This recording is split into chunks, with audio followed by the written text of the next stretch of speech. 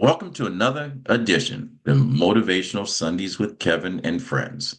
This show was originally created from one of the more than 300 motivational quotes I had created for the contents of my books. With over 40 years of studying human behavior, I was always curious of how one quote landed on another. So I got together with a couple of my friends, Dr. Breakthrough, Danielle, Lois, Tara, Curtis, Larnez, Otis, the lovely voice of our show, Mr. DM, Mr. Dwayne Morton, Lois Campbell, and Miss Cassandra. And instead of you know, repeating a quote, trying to figure out what it meant, we wanted to find out how it landed on each and every last one of us. So we put together this show. We meet every Sunday at 9 a.m. Eastern Standard Time. I am Kevin McLemore. I am your host. And based on your interpretation and perspectives, we throw out a quote. But today, I'm going to throw you a curveball. Something happened last week when we did our episode. Just kind of made me think. All of us have great experiences, life experiences, but all of us had started out somewhere. So if you were to ask yourself, from what you know now versus what you didn't know yesterday, if you had a conversation to sit down, take a walk with a younger version of yourself, I don't know which walk each of my guests or my co-hosts is going to take, but what would you say to the younger version of you? So we're not going to leave you without a quote. So I'm going to turn this over to the voice of our show. Every morning I wake up and I send out to the team here my first thoughts of the day. And this is the quote we're going to use today, but we're going to talk about the advice or what we'll talk about younger self. So Otis, if you don't mind, just for the sake of having a quote for this show, will you share the quote we shared with the group this week? Grand Rising, and absolutely happy Sunday. Your vision of today can't be clear if your imagination is out of focus. That's all right. That's all right. Your vision today cannot be clear if your imagination is out of focus. So, you know, I've thought about this and I have rewrote the script over and over again. If I was to sit down and talk to a younger version of myself, a younger version of Kevin McLemore, I would probably say, as stepping out in the world, a 21-year-old, this is what I would say to my 21-year-old self. I will say, Kevin, be prepared. Things will happen.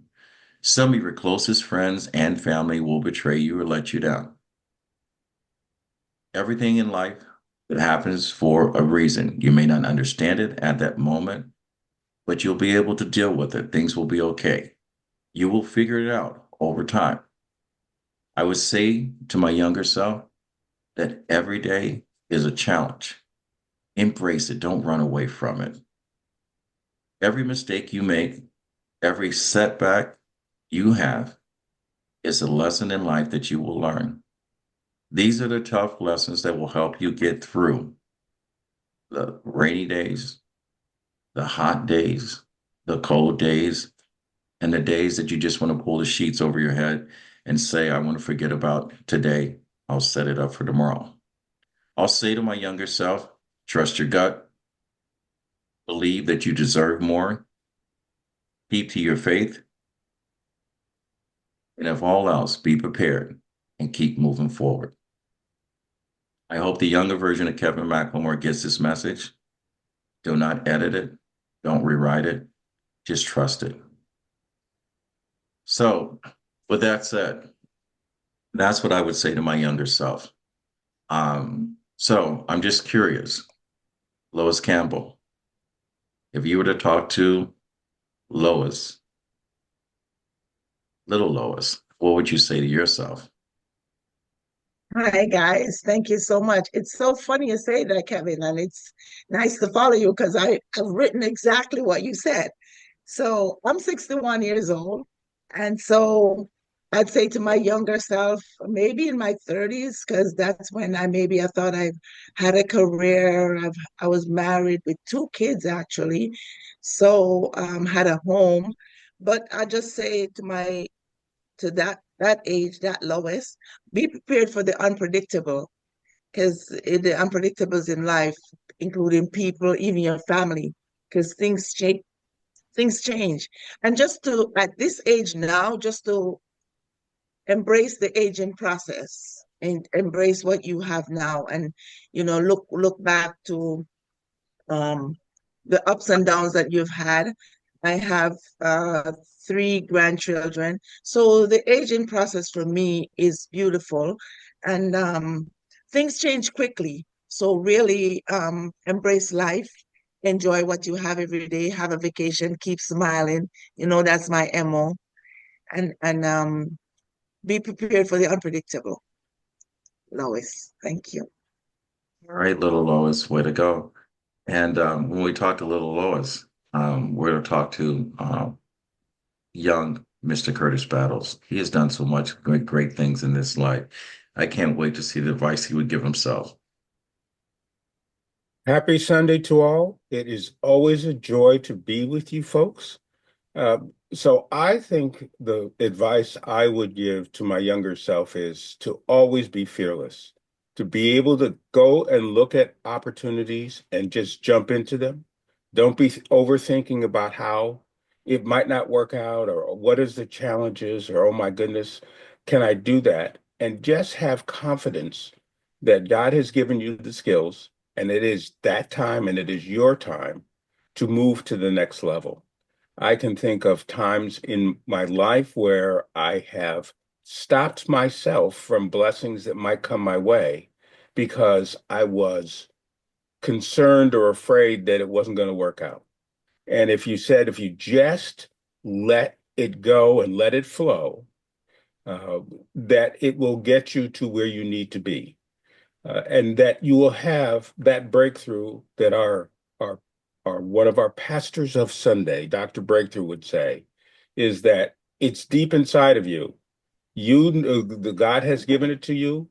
He knows where it's going to go. You just have to trust in that, and that you will be there. You'll meet people along the way that will help you in that process.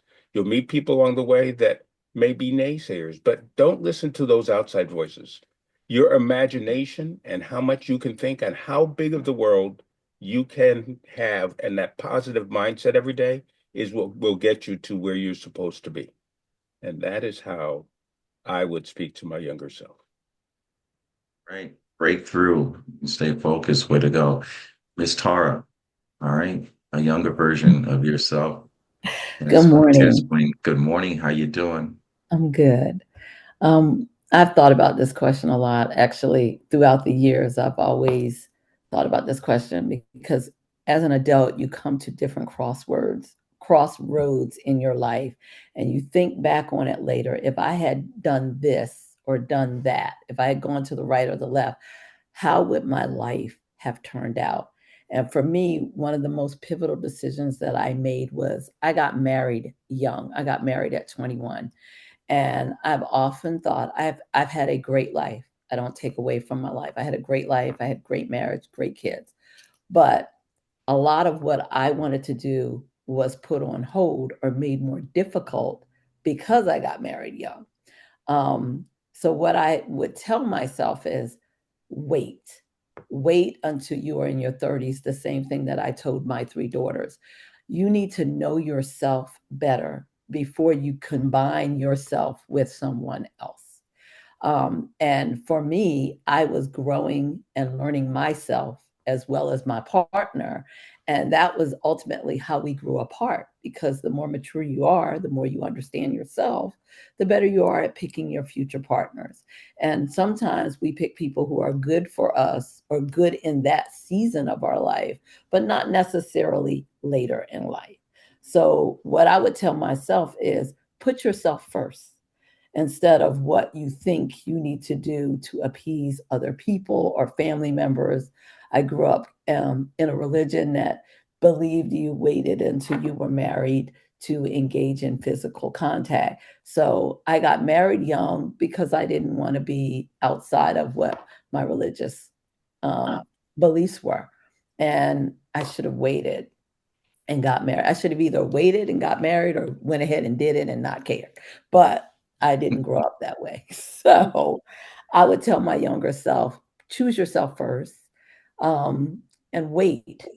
Things happen in due time and they will come to you. And I always say, don't speak about it, be about it.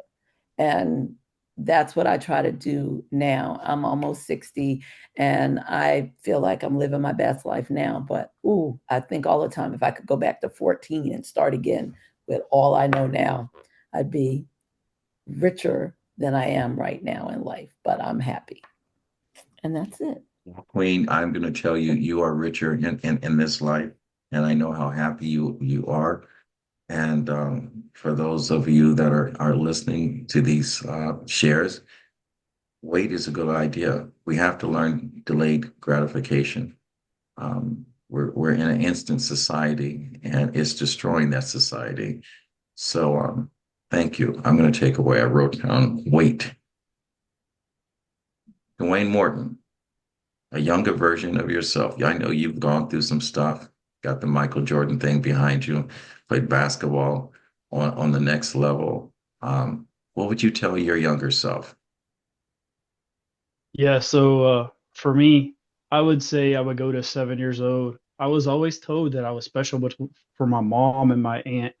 It was just those little kids at the playground, right? They're the dream killers. What I would tell that younger self would be, first of all, I was also fearful.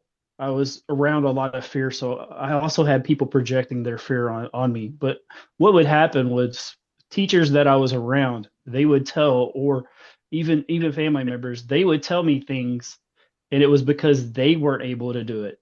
So they would always say, "Well, like what if you couldn't be this basketball player? What would you want to be then?" They would always try to I would set the bar high. They would try to lower it so I would be able to hit it. And so for me, I would tell that 7-year-old to be fearless, but also would tell them that just because someone says you're unable to do something doesn't mean that you're unable to do something. They were unable to do something, and they're projecting that fear onto you. And so with that, and then also, I told you guys before, I lost a mentor this week, and so I want to honor him. And he has this incredible acronym that I want to share with you guys. It's called it's attitude is everything. A, activate your potentials. T, turn all your negatives into positives. T, try with all your might and success will follow. I, imagination is the key to self-development. T, tune into the positive side of life. U, unique as the individual that you are. D, develop yourself now. And E, express and enjoy life. So I just wanted to share that with the listeners, and I hope everyone is having a great weekend. Definitely, my life is so much better having Melvin Turner Sr. in it, and he gave me so much strength when I really needed the strength. I met him probably about 5 years into the journey of me being diagnosed, and he always told me my time was coming. And I didn't understand that at that time. So when I found out I was misdiagnosed, it all made sense. And he was one of the first phone calls I made. And he said, "I told you," he said, "just keep grinding." So I just want to say thank you and God bless. And you made so much of the community of Louisville better, but it made so many people's hearts and minds better. And so I just want to say that rest in peace, Mr. Turner. Rest in peace, Mr. Turner, and thank you for that share. We're going to come back to the acronym because I want to make note of that. Cassandra, um, you've heard so much. I hope hopefully the conversation you're having with your younger self hasn't been diverted by the shares previous. But I'm curious to say, what would you say to the younger Cassandra, knowing what you know now? Um, I'll just give you a little synopsis. When I was born in Jamaica, West Indies, and I was very sick, and no one knew why I was sick. They didn't know that I had sickle cell disease. So when I came to the United States, the doctors kept saying, "Your daughter's going to die when she's 7, when she's 8, when she's 9." And then at 10, for some reason, I got this overwhelming fear that I was going to die. And when I went to bed at 9, and I remember waking up, the next morning, and I smelled my mother cooking fish, and ackee and saltfish and all those good Jamaican dishes. And I said, oh my God, so I'm dead, and all these wonderful food is with me in heaven, and my mother is still there, you know? So what I learned from that is that not to be fearful and put God in everything I do. And that's why I go to church. I go to prayer meeting, which is a lot, and I read the Bible, because if God is for you, who can be against you? And I've learned not to fear anyone but God himself. And so I'm going to be 65, like I said, in 2 weeks. And the doctors are amazed. I have one of the worst type of sickle cell disease, hemoglobin SS, which we'll talk about at the conference I'm about to have. But through God and through faith, I've learned to go back to school, get a doctorate in just studying sickle cell disease and understanding it so well that now I'm able to help other patients that have sickle cell disease. So fear nothing. Just put God in the midst of everything. First, God will protect you. He will pave the way. Amen. And Cassandra, I thank you for that share. I'm going to ask you at the end of the show to come on my other podcast and talk about that and join Junior and talk about sickle cell, because that's going to be a hot topic for talking with Kevin and Son going forward this year until we have a cure. Since you brought the heat to the room, we're going to go through and talk to someone that knows how to break through some stuff. And I know my brother here, Stan, has been through some stuff, and I'm just curious. Stan, all right, knowing how big of a knucklehead you were when you were younger, how much fun you had when you were younger, before you had the breakthrough, what would you say to the young Stan Harris? Wow, wow. Well, thank you for, first of all, appreciate each and every one of you. Your perspectives are amazing. You know, I thought about that all week long, and only the best thing I came up with until early this morning was, you know, all things work together for good to them that love God, to those who are called according to his purpose. So in hindsight, I was like, wow, like it all worked out for good. But to stay in alliance with what you're talking about, I would go back to I'd say 10, 11, 12, 13, the young Stan, and actually say it's okay to believe in yourself. Believe in you. Because I've never, ever believed in me for many, many years, decades, as a matter of fact. I would always believe in other people's belief in me. And so early this morning, I was responding to somebody on Facebook about believing in them. They saw something I posted about that. And I started sending them a long text, and I was like, oh, wait a minute, this would fit perfect with what they're talking about today. Maybe this was meant. And so I just gave a real quick ABC. So number one, accept and agree with what God says about you, Stan. Regard it as true, regardless of how you feel or what others have said. Because in Genesis 1:26, it said, and God said, let us make man, and I personalize that. Let us make Stan in our image, after our likeness, and let Stan have dominion over the fish of the sea and over the fowl of the air, over the cattle and over, I'm like, whoa. So accept and agree with what God says about you. Psalm 17:8, keep Stan as the apple of thine eye. Hide him under the shadow of thy wings. And then believe what the word says, not what the world says, or your own weakness tries to tell you. At least believe in the God who made you, who is for you, and who sacrificed his own son for you. And I took John 3:16 this morning and even shared it with my wife. Put your name there. For God so loved Stan that he gave his only begotten son, that if Stan would believe in him, he would not perish, but have everlasting life. Like, you did that for this little guy that nobody else cared about? Like, wow. And then 1 John 5:4-5, for whatsoever is born of God overcometh the world. And this is the victory that overcometh the world, even our faith. Who is Stan that overcometh the world? But he that believeth that Jesus Christ is the Son of God. And then lastly, come into agreement with the Lord and confess out loud until you start believing that you are worth believing in, because he believes in you. Psalm 56:9, when I cry unto thee, then shall my enemies turn their back. This I know, for God is for Stan. In Psalm 139:14, I will praise thee, for Stan is fearfully and wonderfully made.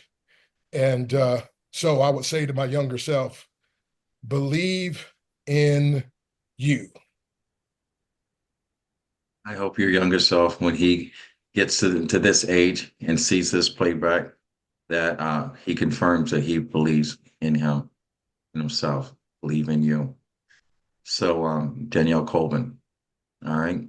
It's amazing. I mean, we have so many educators on here at different levels, but we still have people that are pouring into younger people on a level that we as adults we forget at that level when they're trying to discover their why and their many whys. So, Danielle Colvin, if you had a conversation with a younger you, I don't know how far you're going to go back. All right. What conversation would you have with young Danielle? Grand Rising again, everyone. I would talk to my 16-year-old self, that person that is filling out those college applications. I would remind that person to focus on the major that you love, not the major that someone else picked for you. Keep God in your life first, and you can enjoy Him and experience Him 24/7, not necessarily at church like everyone else expects. He's everywhere, and you could literally talk to Him while you're on your way to school. Um, while you're often misunderstood, it doesn't mean you're wrong. It just means you're ahead of your time. Focus on being of service to others. While that isn't quite clear just yet, that's your purpose in life. And that's where you're going to find your own healing. Form a strong family and friendship circle. Your friends are going to be the people that understand you when no one else does. Remember, keep God in your life first. And remember, always, always, always love yourself first. Ladies and Thanks. gentlemen, remember that. Love yourself first. And Lois Campbell, we know Jamaican Queens, we love you. And this part of the Lions Club, doing so many wonderful things in the upper part of New York. So, Lois, how's this quote land on? I mean, not the quote, I'm going back to the show. How's this younger conversation land on you? I think we want to maybe ask Denise. I did mine. Oh, you know something? Thank you for calling me out on it. Denise, how are you doing? Oh, okay, my headache still because of the concussion. I still have a headache every day. So I have an MRI today, so to see how's the damage. So Okay. getting there. But this quote, I'm gonna go with Tara. Getting married early. Um, at 22, I got married, and one thing that I would tell my younger self is follow your intuition. Follow your intuition because I wanted to call off the wedding, but I didn't because my family said no, you can't. What people gonna say? All the all the people that's going to come from far away, they're already here. Um, so I follow what my family was telling me. Like, no, you need to go through with this wedding. Because the day before, I found out that my ex-husband now was cheating on me. So, and I wanted to call it off. And I was too young. I was 22. Everybody was like, no, you have to go through it. You have a daughter already. And I would tell my younger self, follow your intuition. Because at 22, you're not grown enough. You don't know who you are. You don't know your person, and you're marrying somebody too that does not know who he is too, because he was 23.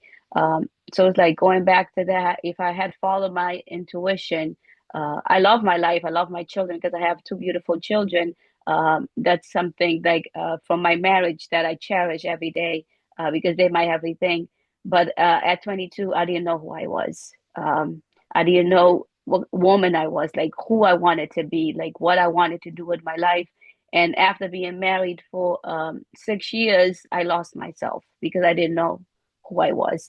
And to follow your intuition, to have a voice, because in my marriage, I did not have a voice. And your voice is important as a woman. And I come from a culture that woman has to be quiet and let the man lead. And I'm learning that I have a voice. What I say matters, and I need to love myself first. So the healing process is done. Now I know who I am, what I want, and who I want to be with. And I tell that to my kids, especially my son and my daughter, both of them, like, you need to have a voice in any relationship. It could be friendship, it could be a romantic partner. Have a voice, know who you are first, and follow your intuition. All right. You got to know who you are. And I hope the younger self, when she gets to where you are today, that she is prepared. All right. Cassandra, just curious. You've heard so much. What would you say to your younger self? I'm going to pick it up, Kevin. So, to me, Grand Rising, everyone. I just want to stop. Did I miss something? We got you. We got you. Oh, I did, Cassandra. It's one of the. I'm going to say, I'm going to call it out directly today. Denise and I both live with a TBI. There's traumatic brain injury, and right now I can't see out of my left eye. So I said I'm going to be honest with my people. So I might as well be honest with my viewers. Everything in my head right now is fragmented. So my stress level is at 30. And when I say 30, multiply by 1,000. And so I appreciate my family, my friends picking me up. And please forgive me for my listeners if I'm kind of out. But the key thing is my grandfather always told me to be present, to show up no matter what. So the other thing is I'm reading a book called No Honesty. So within my circle of friends, I'm going to allow myself to be vulnerable. So for those of you who are listening and finding out why my friends are calling me out, they're protecting me. So Larnez, if you ever see me out in public, Larnez is normally running interference for me. So she is my public protector. So Larnez, fire away. Kevin. Yes, ma'am. Breathe. Namaste. Right. Right. That's Breathe. what my wife tells me all the time. Let's keep the show going. We're not going nowhere. Okay. We done been on this show and it been 2-hour shows and it been 30-minute shows. Breathe. Right. Okay.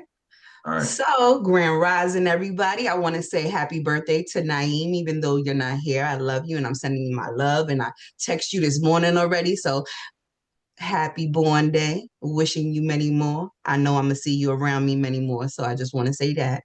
My condolences, Dwayne. I'm here for you.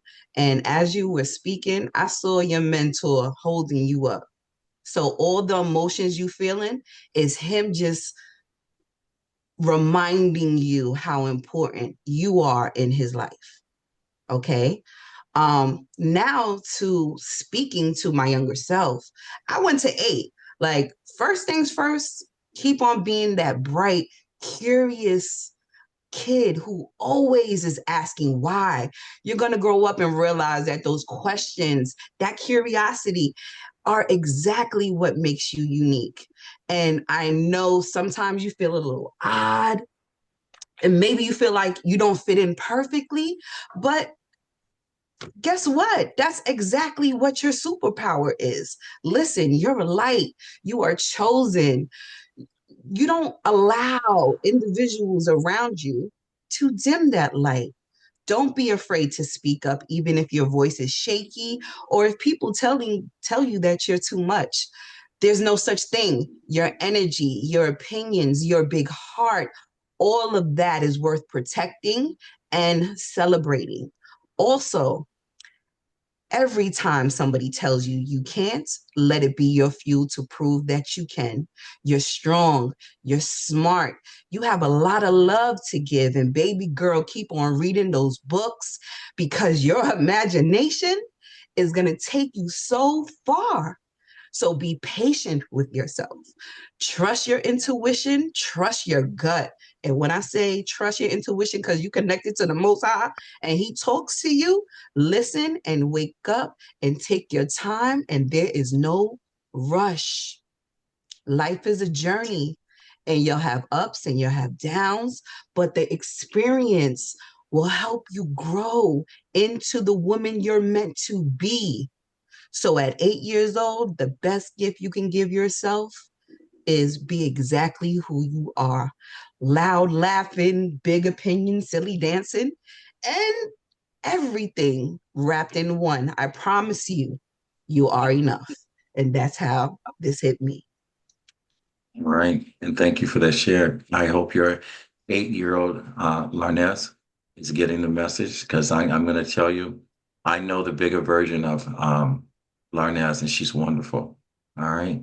And I hope to our listeners that when you speak to your younger self, I hope you can give yourself blessings and say everything's going to be okay, because it is going to be okay. This is a breakthrough moment on this show, and we got wonderful people in here. The voice of our show. This show would not be complete if it hadn't been for the special sounds and the heart and the love he gives, and showing up every single Sunday with a great big smile. He is that missing piece to the puzzle of life. He is that friend that you call at 2 o'clock in the morning. He doesn't just answer the phone call. He knocks on your door and saying, "What the hell's going on?" This is our voice.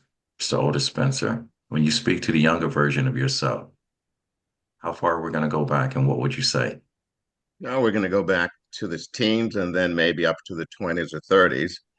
But one thing to say to myself is, yes, you had the right vision. You are a very creative person. Later in life, yes, sort of like Larnez, life is going to be a roller coaster ride.